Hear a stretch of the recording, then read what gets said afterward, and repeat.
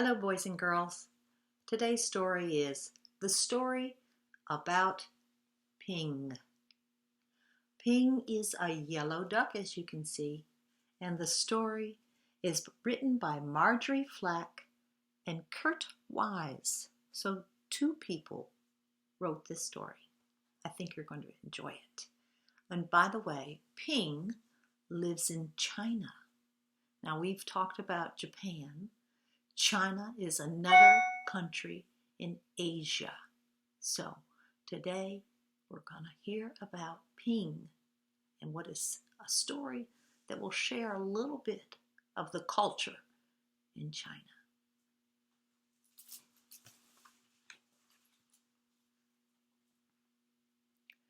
Once upon a time, there was a beautiful young duck named Ping.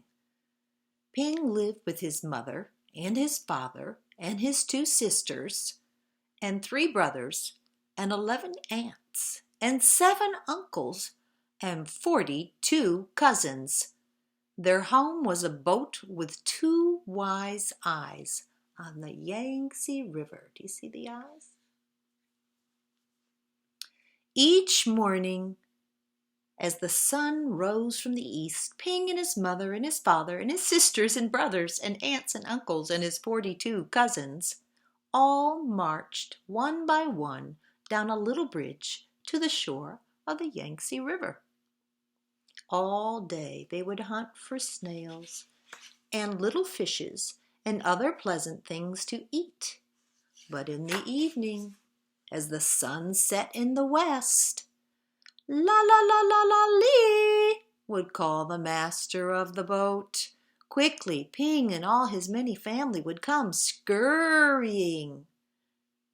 And quickly they would march one by one up over the little bridge and onto the wise-eyed boat, which was their home on the Yangtze River.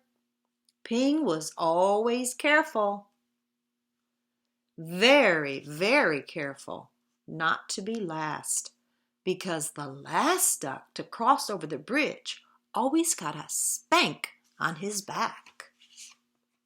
But one afternoon, as the shadows grew long, Ping did not hear the call, because at that moment, Ping was wrong side up, trying to catch a little fish. By the time Ping was right side up, his mother and father and his aunts were already marching one by one up over the bridge. And by the time Ping neared the shore, his uncles and his cousins were marching over. And by the time Ping reached the shore, the last of his 42 cousins had crossed the bridge. Ping knew he would be the very last duck. If he crossed the bridge, Ping did not want to be spanked. So he hid.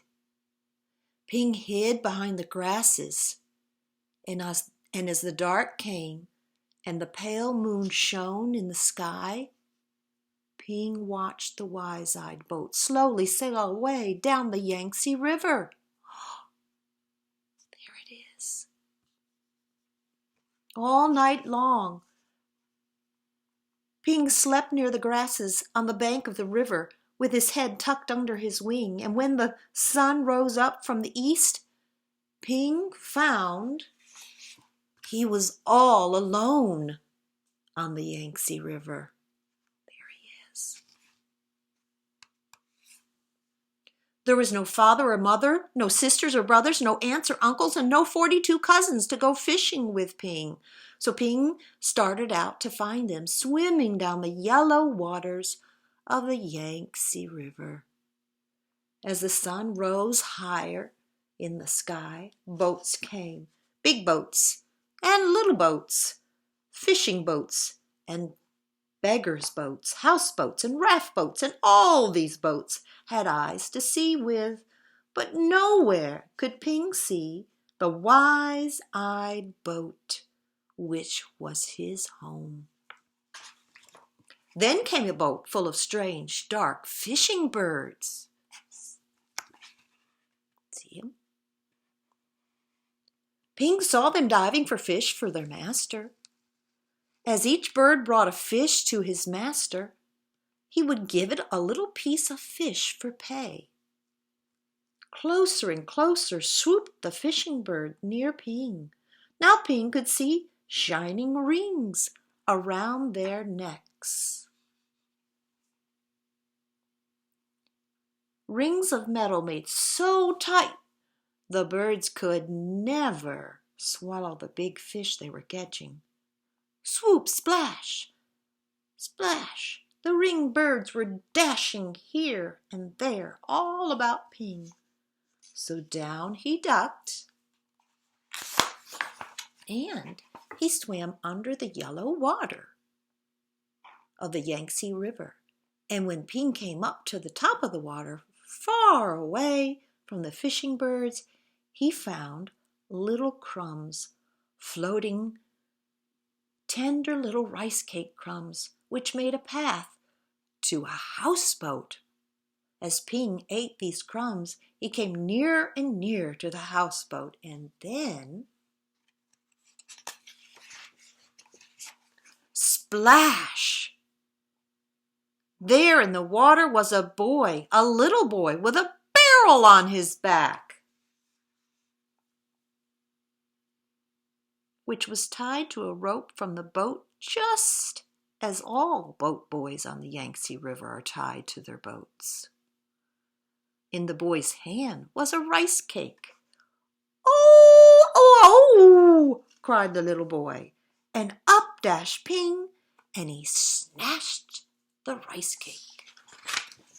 Quickly the boy grabbed Ping and held him tight. "Quack, quack, quack, quack, quack, quack!" cried Ping. "Oh, oh!" yelled the little boy. Ping and the boy made such a splashing and such a noise that the boy's father came running, and the boy's mother came running, and the boy's sister and brother came running, and they all looked over the edge of the boat at Ping and the boy splashing in the water of the Yangtze River. Then the boy's father and mother pulled at the rope, which was tied to the barrel on the little boy's back, and they pulled, and up came Ping and the boy onto the houseboat. "Ah, a duck dinner has come to us," said the boy's father. "I will cook him with the rice at sunset tonight," said the boy's mother. "No, no! My nice duck is too beautiful to eat," cried the boy. But down came a basket. See the basket? All over Ping, and he could see no more of the boy or the boat or the sky or the beautiful yellow water of the Yangtze River. All day long, Ping could see only the thin lines of the sun which shone through the cracks in the basket. And Ping was very sad. After a long while, Ping heard the sound of oars and felt the jerk, jerk, jerk of the boat as it was now rowed down the Yangtze River. Soon the lines of sunshine which came through the cracks of the basket turned rose color, and Ping knew the sun was setting in the west. Ping heard footsteps coming near him. The basket was quickly lifted, and the little boy's hands were holding Ping. Quickly, quietly, the boy dropped Ping over the side of the boat. "He's been set free, boys and girls," and Ping slipped into the water, the beautiful yellow water of the Yangtze River. Then Ping heard the call, "La, la, la, la, lee." Ping looked, and there near the bank of the river was the wise-eyed boat, which was Ping's home, and Ping saw his mother and his father and his aunts all marching one by one up over the little bridge. Swiftly Ping turned and swam, paddling toward the shore. Now Ping could see his uncles marching one by one. Paddle, paddle, Ping hurried toward the shore. Oh my goodness, do you see? Ping saw his cousins marching, As Ping reached the shore, the last of Ping's 42 cousins marched over the bridge, and Ping knew that he would be late again. But up marched Ping, up over the little bridge, and spank came the spank on Ping's back.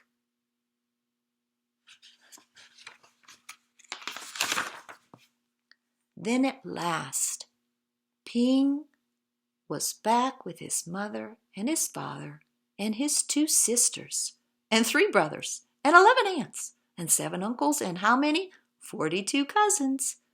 Home again on the wise-eyed boat on the Yangtze River. Isn't that a sweet story, boys and girls? Always stick with your parents.